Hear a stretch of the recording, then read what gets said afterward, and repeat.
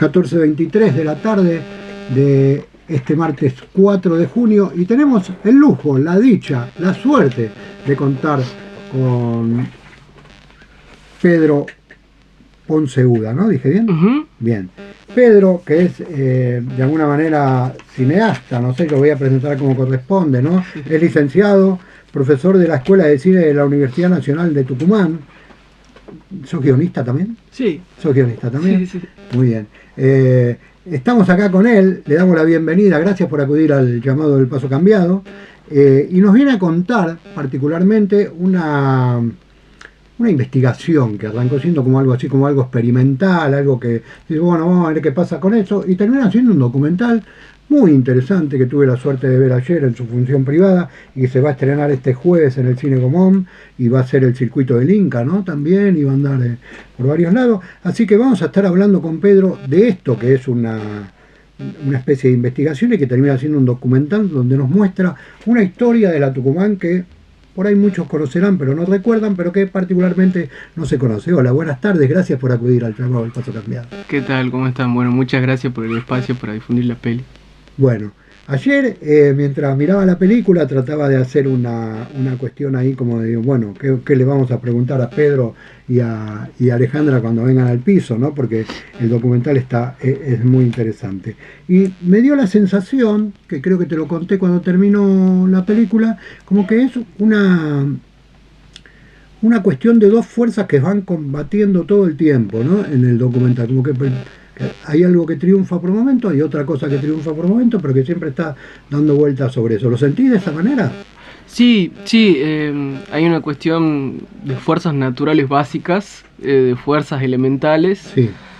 El agua y el fuego, digamos, de manera muy clara, que de alguna manera ese conflicto, que es más bien un conflicto plástico, más bien un conflicto espacial, es el que de alguna manera va llevando la narrativa de una película que sin en esa idea dramatúrgica, por así decirlo, hubiese sido difícil sostenerla en el tiempo, porque es una película muy experimental, es una película que recurre mucho al registro directo y al archivo, y creo que gracias a esa dinámica, a ese conflicto, a esa oposición de fuerzas dialéctica, es que la película se sostiene. Claro. Bien, contémosles un poco a la gente, bueno, ahora le contamos un poco de esta cuestión que tiene como oculta, ¿no? Y como fuerzas elementales, como vos decías, que se desarrollan en la película, y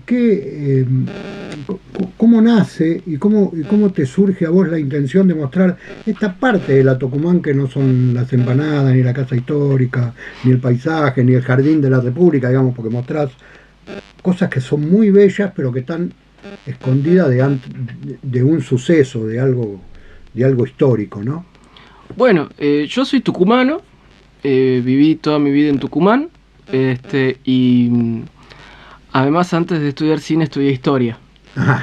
Entonces, venís por ahí, claro. Entonces siempre estaba como esa lógica de poder de alguna manera congeniar ambas cosas, ¿no? Y por ahí yo empecé a pensar cómo podría ser la historia de Tucumán en imágenes. Y la historia en Tucumán en imágenes no podía ser un hilo conductor lineal de sucesos contados con una voz en off. Y así no, porque ese tipo de películas no estén bien. Hay muchas películas que son así, están buenísimas. Pero creía yo que para poder de alguna manera buscar, narrar los intersticios, los zócalos, los intervalos de una sociedad tan compleja como es la tucumana, que tiene esos hitos históricos, como bien lo decías vos, y que tiene también una especie de imaginario alrededor, era necesario buscar esas imágenes de pequeños resquicios que tal vez no estaban narrados, ¿no? Es como una especie de microhistoria. Y a partir de ahí surgió la idea de registrar espacios y buscar en esos espacios de la ciudad, de la provincia, los vestigios del pasado en esos espacios. Entonces, a partir de esa investigación, de ir buscando también recopilar todo el conocimiento posible respecto de Tucumán, de la provincia y de su historia, surgió esta cuestión de que el archivo, digamos, porque la película tiene mucho archivo, esté presente en el espacio de la ciudad, como una especie de cuestión espectral, digamos, donde el pasado se manifiesta todo el tiempo en el presente, como algo que no es, pero sí está. Digamos. Claro. Y bueno, por ahí la película iba por ahí, digamos. Como algo que está debajo de la alfombra y cuando se levanta la alfombra aparece, ¿no? Como digamos, yo sentí en algún momento como que rescatabas imágenes y palabras que están escondidas ahí, ¿no? Como que están escondidas no por casualidad, están escondidas porque por ahí conviene que estén escondidas, ¿no? Digamos, si lo pienso políticamente, por ahí digo, bueno, hay un sector de la política que le conviene que esas cosas no salgan a la luz y que esas palabras no vuelen, y que, ¿no? Como digo, a mí me pasa, pero ¿cómo lo sentiste vos? Digamos, rescatar esas palabras y esas imágenes. O sea, cuando vos vas a los archivos, te encontrás con imágenes que ni vos conocés, digamos, ¿no? Como que, y ahí te sorprenden algunas cuestiones y que vos decís, esto es lo que yo tengo que mostrar. Sí, la verdad que el archivo a mí me mostró cosas que yo no pensaba que iban a dialogar tanto con el presente. Eso, eso me llamó mucho la atención. O sea, uno va buscando con una idea tal vez de distanciamiento, digamos, decir, bueno, el pasado, más remoto, menos remoto, pero siempre es pasado, digamos. Y sin embargo, a medida que yo iba indagando más y escarbando más en ese archivo, encontraba cada vez más citas del presente en el pasado, digamos. Entonces empezaba a pensar, digo, cómo hay ciertos vestigios del pasado que nos condicionan a nosotros como sociedad, a los tucumanos, y que tienen que ver con discursividades de poder muy claras, digamos. Entonces la película de alguna manera explora cómo la espacialidad tucumana, digamos, el espacio de la provincia, cómo está organizada y demás, también es una articulación de poder, digamos. Y esa articulación de poder, lo que por ahí nosotros sostenemos en la película como una cierta premisa, es que proviene de lo colonial en adelante, es decir, del momento mismo en el cual se produce la conquista y la colonización del centro de Sudamérica, donde está la provincia, se empieza a articular toda una discursividad de poder que luego se manifiesta en discursos de violencia, digamos, y en discursos de violencia que luego se transforman en violencia material, ¿no? Donde nosotros tenemos tal vez una provincia que es imposible de narrar si no es dignamente, si es que no hablamos de lo lacerada que está por acontecimientos sumamente trágicos, digamos, como fue la conquista, pero también como fue el Onganiato, como fue el operativo Independencia. Claro. ¿Sí? Que de alguna manera nosotros lo que vemos es decir, che, todo esto no es algo que está en un pasado al cual nosotros recurrimos como elegíacamente o monumentalmente, sino decir, che, todo el tiempo el espacio está organizado a partir de esto, digamos, los edificios, las formas hasta los horarios con los cuales la gente hace las cosas, digamos, así de lo más elemental. Mirá. Entonces por ahí eso es lo que a mí me llamó la atención mucho del archivo también. Gallo, usted está abierto a preguntar, aunque no haya visto la película. Yo estoy asombrado por todo lo que estás contando, porque a mí Tucumán me duele mucho en el alma. Yo tenía un amigo muy querido que era tucumano y que murió de leucemia acá en 1992, era un gran poeta tucumano, aparte militante del PRT, etcétera.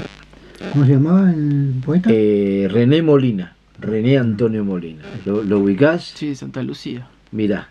Sí, bueno, era un gran amigo y gran compañero, vino a morir acá a Buenos Aires. Y me acuerdo que a mí lo que me llamó mucho la atención de Tucumán, a lo mejor esto tiene que ver o no con tu película, pero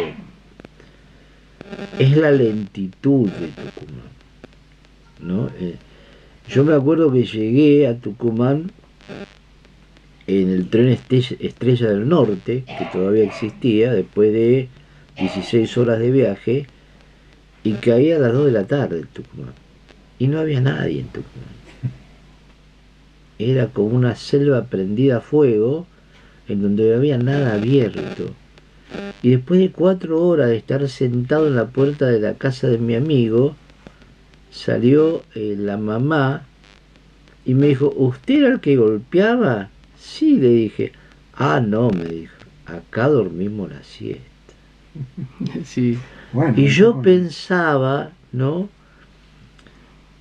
En si la historia, a lo mejor la velocidad de la historia en Tucumán es diferente a la velocidad de la historia en Buenos Aires, ¿no? O en otras provincias que son un poquito más rapiditas históricamente, ¿no? O sea, no sé si entendés lo que te estoy Sí, sí, sí. planteando.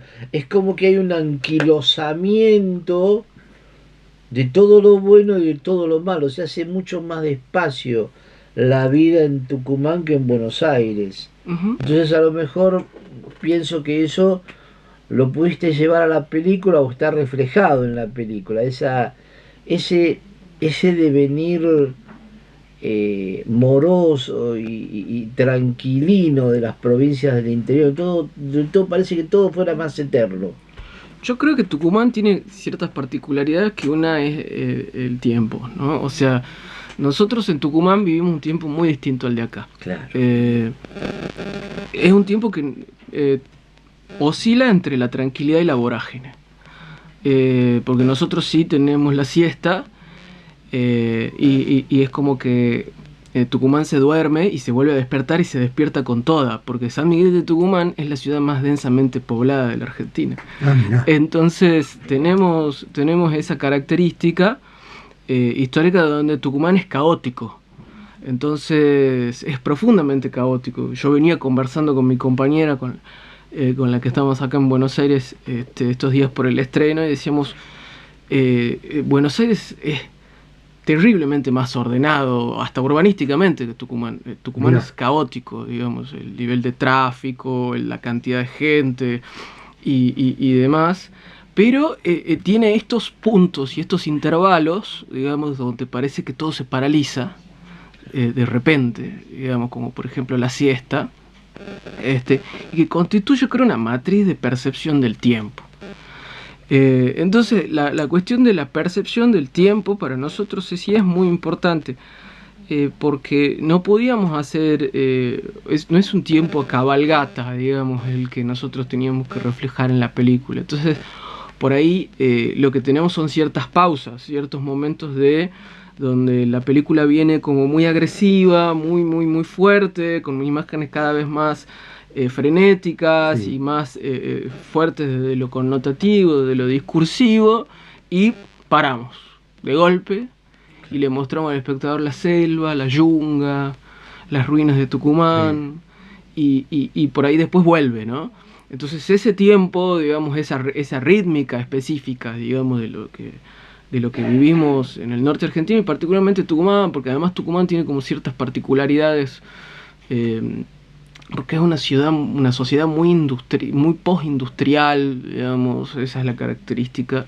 Nosotros teníamos, antes de que la dictadura de Onganía cierre los ingenios, teníamos 22 ingenios azucareros en la provincia.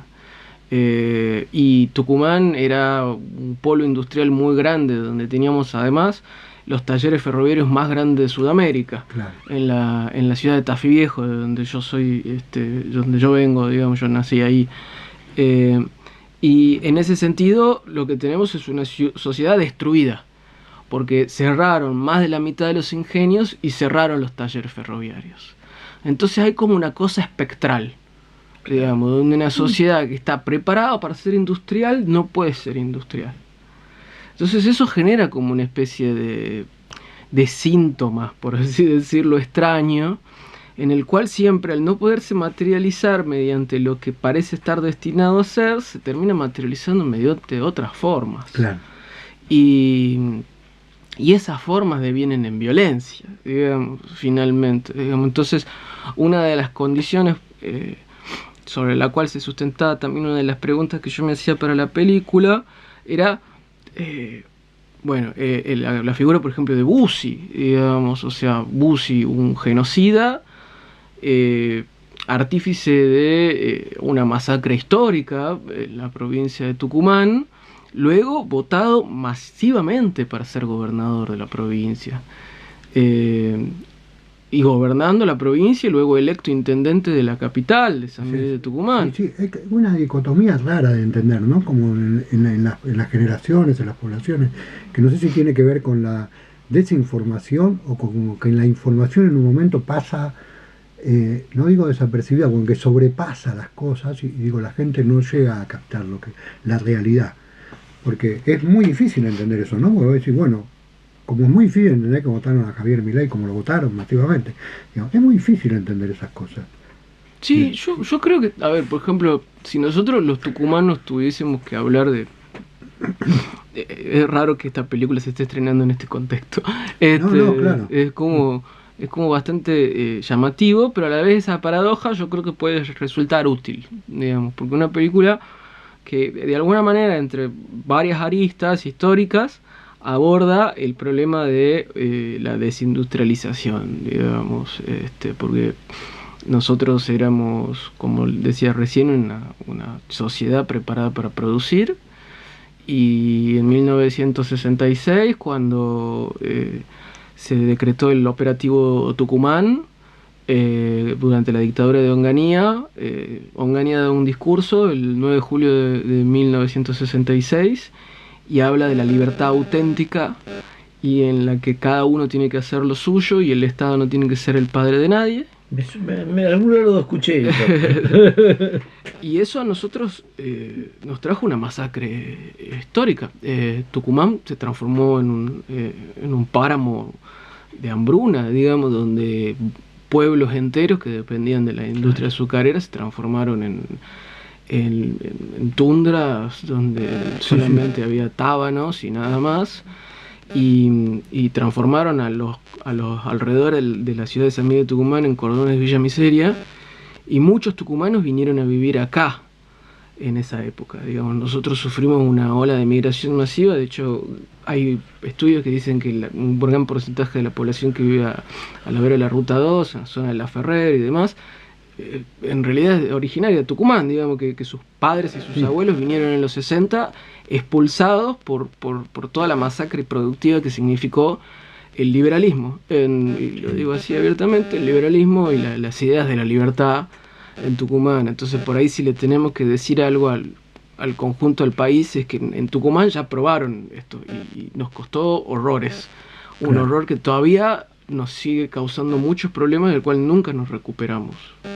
Entonces por ahí tal vez hasta capaz que hasta sirve un poquito de advertencia a la peli. Claro. Sí, seguro. Escúchame, ahí en la película hablaban ayer de la cantidad de locaciones, que tiene muchísimas locaciones, y hablamos recién también de la cantidad de notas de archivos y cosas. En algún momento en el proceso de la película, tanto vos como el creador o como el tipo que la tenía en su cabeza y la iba desarrollando, como la producción, se sintieron desbordados, dijeron, esto nos supera, esto es algo más de lo que nosotros pensamos. Todo el tiempo. Todo el tiempo la película es un monstruo, digamos, una película de estas características, porque, a ver, una película que está basada en el registro del espacio es infinita, digamos, Claro.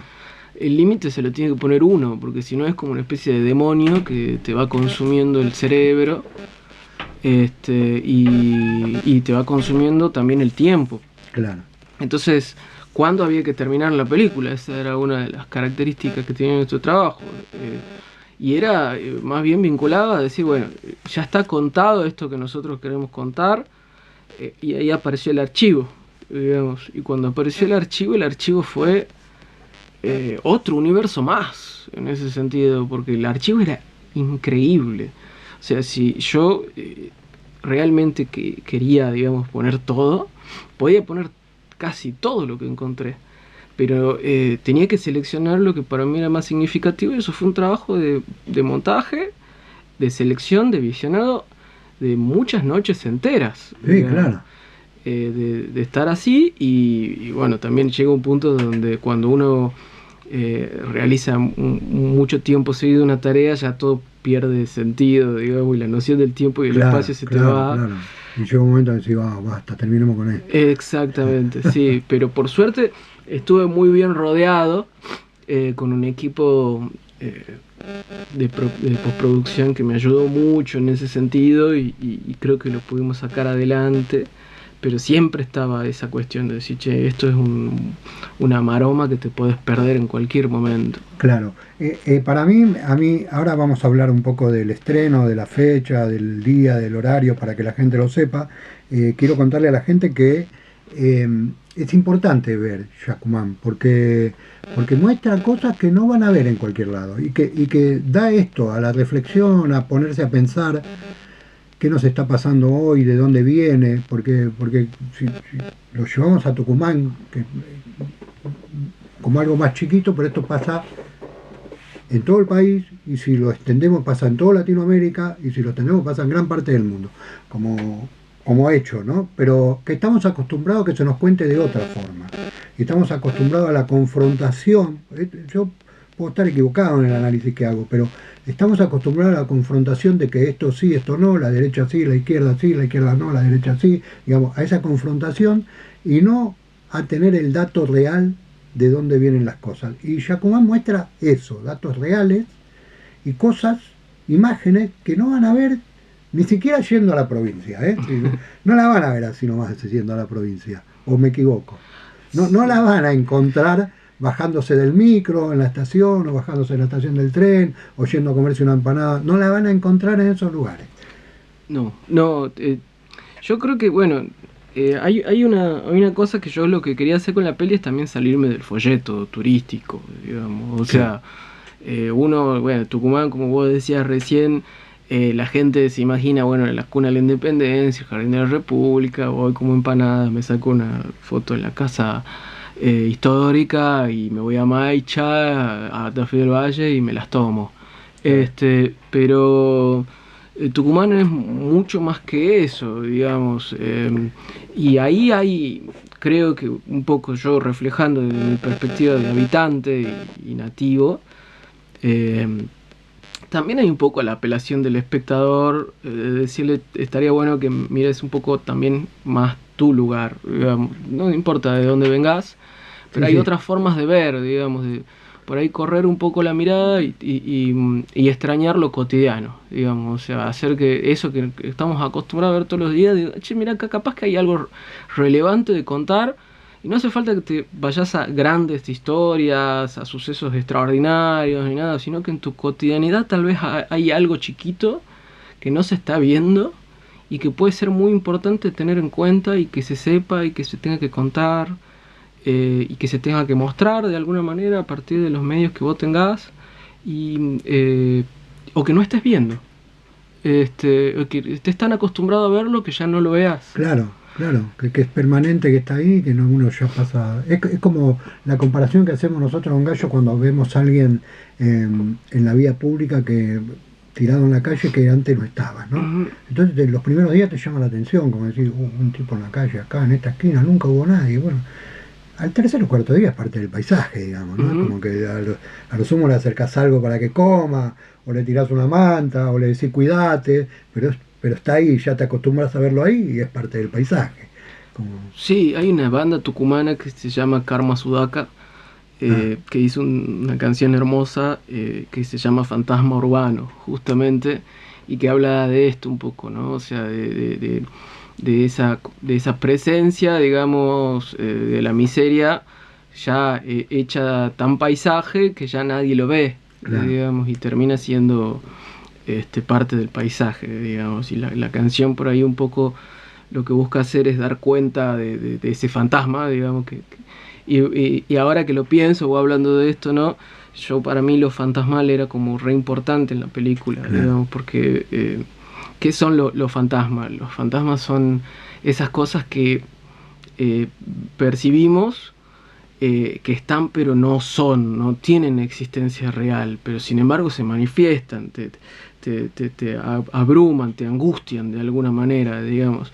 Y creo que también esa cuestión de plantear que hay que hacerse cargo de los fantasmas, digamos, porque si no después vuelven, claro, y vuelven como demonios, claro, digamos.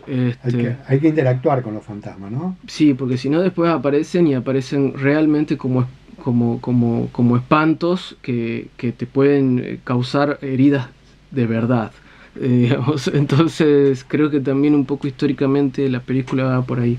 Claro. Gallo, ¿usted quiere preguntar algo más? No, caballero, realmente es un lujo tenerte acá. La pregunta que se me ocurre es, ¿cómo imaginás la película dándose en Tucumán? Ah, mira, buenísimo. Qué buena pregunta, porque la película todavía no se estrenó en la provincia. Se va a estrenar dentro de poquito, dentro de un mes. Yo, la verdad que siempre es una de las cosas que más angustia me genera, digamos, Claro. porque yo digo, bueno, supongo que hay gente que la tomará bien, espero que sea la mayoría, calculo que hay gente que no le va a gustar, porque es un Tucumán que es un lugar que yo amo con todo mi corazón. Y lo amo así, digamos, y es una percepción muy personal de la provincia. Si uno tiene una visión idílica, romántica, basada en la idea de un Tucumán simplemente desde el bronce y desde el mármol, no le va a gustar esta película, digamos. Claro. Pero si te gusta meter los pies en el barro, y te gusta el Tucumán, donde vos no sabes cuando estás en el pavimento y cuando estás en el barro, cuando estás en el campo, en la ciudad, o cuando estás adentro de una fábrica y adentro de un cañaveral al mismo tiempo, ese Tucumán, si te gusta, te va a gustar la película. Entonces, por ahí capaz que es como una versión muy post-punk de Tucumán. Y bueno, esa postindustrialidad entiendo que a algunos les va a gustar, pero hay sectores que creo que no les va a gustar demasiado, sobre todo a los más conservadores. Seguro. ¿Es muy conservadora Tucumán? Hay de todo. Bueno, Tucumán es una ciudad y una sociedad que, como te decía recién, votó a Bussi, digamos, después de la masacre que cometió. Y después tuvo grandes levantamientos populares históricamente, entonces es contradictoria, digamos, como toda sociedad compleja. Pero creo que lo que tiene Tucumán es que además tiene como una escena artística muy variada, mucha educación, mucha universidad, mucho tejido urbano, mucha conciencia de clase. Entonces hay de todo, digamos. Lo que creo yo es que por ahí lo que también tenemos son conservadores muy violentos en Tucumán. No sé si en todos lados son tan agresivos como los conservadores tucumanos. Me contaron que hay una familia particularmente conservadora, la familia Buccheri o Bucchieri, algo así. No la conozco particularmente, pero... Son grandes estancieros, no sé qué. Vamos a ver los datos de la película porque después me queda una preguntita más o dos, no sé, nos vamos hasta el cierre del programa. Contémosle a la gente dónde se va a estrenar, que es en el Gomón. Por suerte todavía el Gomón sigue abierto y pues puedes estrenar tu película ahí. Días, horarios, hasta cuándo se queda. Bien, la película se va a estrenar el día 6, este jueves, a las 20 horas en el Cine Gomont. Y a partir del día siguiente va a estar una semana en cartel. Y además para todo el país, gratuitamente durante una semana también, desde el día 7 hasta el 13, en la plataforma Cinear Play. Cinear. Que solamente el público lo único que tiene que hacer es suscribirse gratuitamente, ya puede acceder a la película, va a estar disponible ahí, al igual que muchas otras películas de cine argentino. Y el día 12 de junio va a comenzar también acá en la ciudad de Buenos Aires el Festival Internacional de Cine Ambiental, y la película va a estar en competencia también proyectada en diversos lugares, como el Centro Cultural Rojas, el Centro Cultural Kirchner y demás, acá también en la ciudad de Buenos Aires. ¿Y eso hay fecha? Las fechas específicas de qué día se proyecta Tucumán todavía no las tenemos. Lo que sí sabemos es que el festival es del 12 al 19 de junio. Y se hace en diversas sedes de la ciudad de Buenos Aires, de manera que también las proyecciones son gratuitas, así que una vez que termine el estreno, lo van a poder diversificar también el consumo, capaz que más cerca de su barrio y demás. Pero los invitamos a verlo en el cine, en el Gomón. Por supuesto. El cine tiene como horario central las 20 horas, pero tiene un horario anterior, ¿no? Eso, claro, a partir del día siguiente del estreno ya va a quedar con un horario anterior a la siesta. Sí, que eso se proyecta 3 veces por día, me parece, 2 o 3 veces por día. 2 o 3 veces por día, no estoy completamente seguro si 2 o 3. Pero lo positivo es que, como vos decías, verla en sala es una película pensada para verla en sala. Sí, claro, para escucharla. Totalmente. Sí, aparte el sonido y la música es muy interesante también lo que acompaña a todas las imágenes, que enriquece, por supuesto, y hace al conjunto de la calificación de la película muy buena. La música también está muy bien lograda, ¿no? Así que ahí, bueno, ¿te acordás? ¿Querés nombrar a alguien de la película? Por ahí te va a quedar alguna afuera, pero no sé si querés nombrar, querés hacer algún tipo de agradecimiento, puedes hacerlo tranquilamente, o nombrar a algún productor, a lo que quieras vos. Yo quiero, lo primero es a la universidad, digamos, o sea, yo soy docente de la Universidad Nacional de Tucumán, soy egresado de la Escuela de Cine y fui estudiante de la Escuela de Cine. Si no hubiese sido por esa universidad y esa escuela de cine que la tenemos en la Universidad Pública en Tucumán, esta película no sería posible. No solamente porque yo no hubiese contado con las herramientas tanto teóricas como técnicas para poderlo llevar a cabo, sino porque además, gracias a la comunidad de la escuela, es que esta película existe. Porque Alejandra Guzzo, que es la productora de la película, es profe también de la Escuela de Cine. Sí. Y en su cátedra se comenzó a desarrollar este proyecto. Juan Mascaró, que es el montajista, es docente de la Escuela de Cine. El sonidista de la película es profesor de la Escuela de Cine también, Fernando Galucci. Y el músico también es cineasta y egresado de la Escuela de Cine. Los dos directores de fotografía también, es decir, básicamente es Made in Tucumán, Made in Universidad Pública la película. Así que por eso Milei quiere cerrar las facultades y las universidades públicas, ¿te das cuenta? Después se juntan estas cosas. Bueno, recién dijiste que venís del cine, no sé si es de la cuna, pero fuiste estudiante de cine, después egresaste, sos profesor, qué sé yo. ¿Por qué? A ver cómo genero la pregunta, porque quiero... Primero, ¿qué sueña Pedro? ¿Cuáles son los sueños de Pedro? ¿Y por qué, si todos los sueños están volcados a través del cine, ¿no? Si no, por ahí Pedro sueña que puede modificar la realidad o lo que sea, porque todos soñamos en alguna modificación o en lo que sea. Digamos, ¿por qué? ¿Qué sueña Pedro y por qué a través del cine? Sueño con ovejas eléctricas. No, que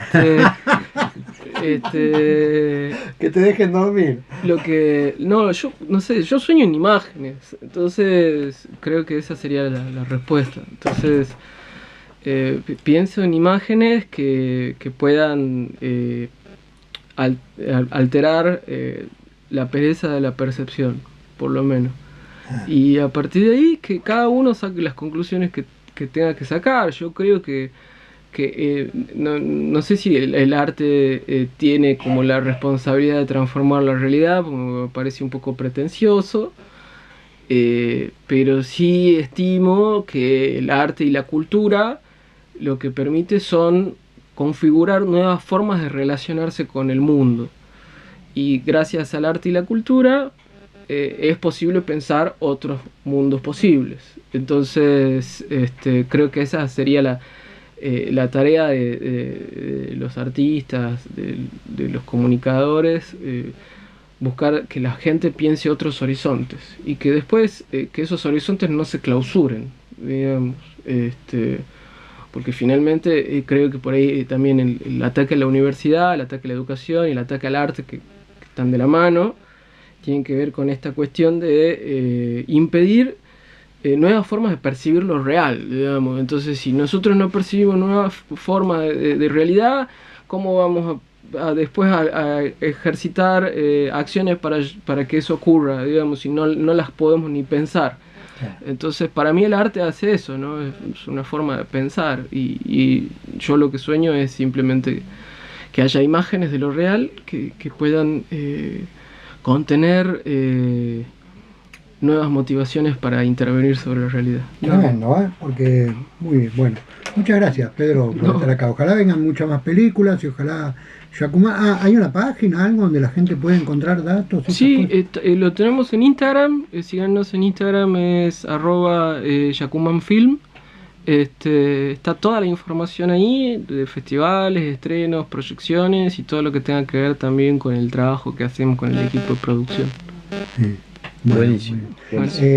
Agradecemos a Analía Martínez, el apellido, de prensa, que nos acercó la inquietud de entrevistar a Pedro y entrevistar a Alejandra, que no ha podido venir, y de hacernos conocer esta película. Así que agradecemos muchísimo a ellas también.